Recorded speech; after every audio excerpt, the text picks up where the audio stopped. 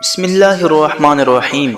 آج ہم اس ویڈیو کے اندر آپ کو بتائیں گے واقعہ فیل کے بارے میں کہ واقعہ فیل کیسے پیش آیا، آخر اس واقعے میں ایسا کیا ہوا تھا۔ واقعہ فیل کے بارے میں قرآن کریم کی ایک سورت بھی ہے 30 پارے میں کہ جس کو سورہ فیل کہا جاتا ہے۔ آخر کیا وجہ ہے کہ اس کے متعلق سورہ فیل نازل ہوئی اور اس واقعے میں کیا ہوا تھا اور یہ اصحاب فیل کے نام سے مشہور کیوں ہے، آئیے جانتے ہیں۔ جاننے کے لیے ویڈیو کو پورا دیکھیے۔ نبی پاک کی ولادت کے تقریباً 55 دن پہلے ایک واقعہ پیش آیا جو اصحاب فیل کے نام سے مشہور ہے۔ اس واقعے کی کیفیت بطور مختصر یوں پیش کرتا ہوں کہ اس وقت شاہ حبشہ کی طرف سے ابرہہ یمن کا گورنر تھا۔ اس نے شہر صنعاء میں ایک کلیسیا بنا رکھا تھا اور شاہ حبشہ کو لکھا کہ میں نے آپ کے لیے ایک بے نظیر کلیسیا بنایا ہے۔ میں کوشش کر رہا ہوں کہ عرب کے لوگ آئندہ خانہ کعبہ کو چھوڑ کر یہیں حج اور طواف کیا کریں گے۔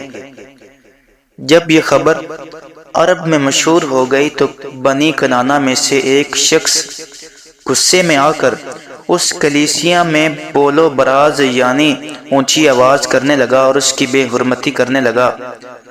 یہ دیکھ کر ابر حبا آگ بگولا ہو گیا اور اس نے قسم کھائی کہ کعبے کی اینٹ سے اینٹ نہ بجا دوں تو میرا نام بھی اب رہا نہیں۔ اسی وقت فوج اور ہاتھی لے کر کعبے پر چڑھائی کی اور یہاں تک کہ مقام مخمس جو مکہ مشرفہ سے 2 میل ہے وہاں پر جا اترا اور ایک سردار کو حکم دیا کہ اہل مکہ سے چیڑ پھاڑ شروع کرے۔ چنانچہ وہ سردار قریش کے اونٹ اور بکریاں ہانک لایا جن میں 200 اونٹ عبد المطلب بن ہاشم کے تھے۔ بعد ازاں ابرہہ کی طرف سے حناطہ حمیری گیا اور عبد المطلب کو ابرہہ کے پاس لے آیا۔ ابرہہ نے عبد المطلب کی بڑی عزت کی اور دونوں میں بذریعہ ترجمان یہ گفتگو ہوئی۔ ابرہہ نے کہا تم کیا چاہتے ہو؟ عبد المطلب بولا میرے اونٹ واپس کر دو۔ یہ سن کر ابرہہ پریشان ہوا اور اسے تعجب ہوا اور وہ کہنے لگا کہ تمہیں اونٹوں کا خیال ہے مگر خانہ کعبہ کا خیال نہیں، کہ جو تمہارے اور تمہارے آباء و اجداد کا دین ہے اور جسے میں ڈھانے آیا ہوں اس کا نام تک تم نے نہیں لیا اور تمہیں اپنے اونٹوں اور بکریوں کی فکر ہے۔ تو عبد المطلب نے بڑا پیارا جواب دیا، فرمایا کہ میں اونٹوں کا مالک ہوں، خانہ کعبہ کا مالک نہیں۔ خانہ کعبہ کا مالک کوئی اور ہے، وہ اپنے گھر کو ضرور بچائے گا۔ تو ابرہہ بولا خانہ کعبہ مجھ سے کبھی نہیں بچ سکتا۔ پھر عبد المطلب نے کہا تم جانو اور وہ جانے جس کا کعبہ ہے۔ اس گفتگو کے بعد عبد المطلب اپنے اونٹ لے کر مکہ سے واپس آ گیا اور قریش کے لوگوں سے کہنے لگا کہ شہر مکہ سے نکل جاؤ اور پہاڑوں کے دوروں میں پناہ لو۔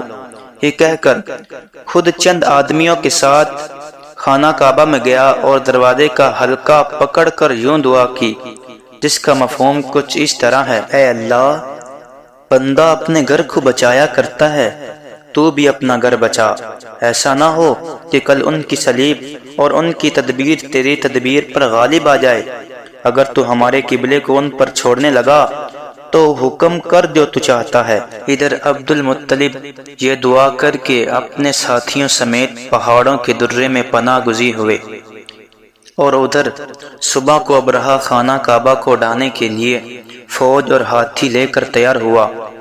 جب اس نے ہاتھی کا منہ مکہ کی طرف کیا تو وہ بیٹھ گیا۔ اس نے بتھیرے آنکس مارے مگر نہ اٹھا۔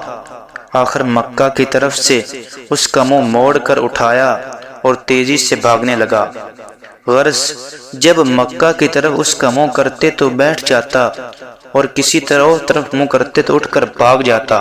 اسی حال کے دوران اللہ عز و جل نے سمندر کی طرف سے ابابیلوں کے غول بھیجے جس کے پاس کنکریاں تھی۔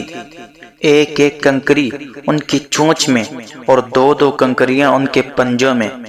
دیکھتے ہی دیکھتے انہوں نے کنکریوں کا می برسانا شروع کر دیا، جس پر بھی کنکری گرتی وہ ہلاک ہو جاتا۔ یہ دیکھ کر ابرہہ کا لشکر بھاگ نکلا۔ اس طرح اللہ نے اپنا گھر دشمن سے بچا دیا۔ قرآن مجید سورہ فیل میں اسی واقعے کی طرف اشارہ ہے کہ الم تری کیف فعل ربک باصحاب الفیل۔ تو یہ وجہ تھی کہ اس قصے کو قصہ اصحاب فیل کہا جاتا ہے۔ تو یہ تھا قصہ اصحاب فیل۔ امید کرتا ہوں کہ آپ کو ویڈیو اچھی لگی ہو، اور ایسی مزید ویڈیو دیکھنے کے لیے ہمارا چینل خرم پروڈکشن سبسکرائب کریں۔ آج کی ویڈیو میں بس اتنا ہی، شکریہ۔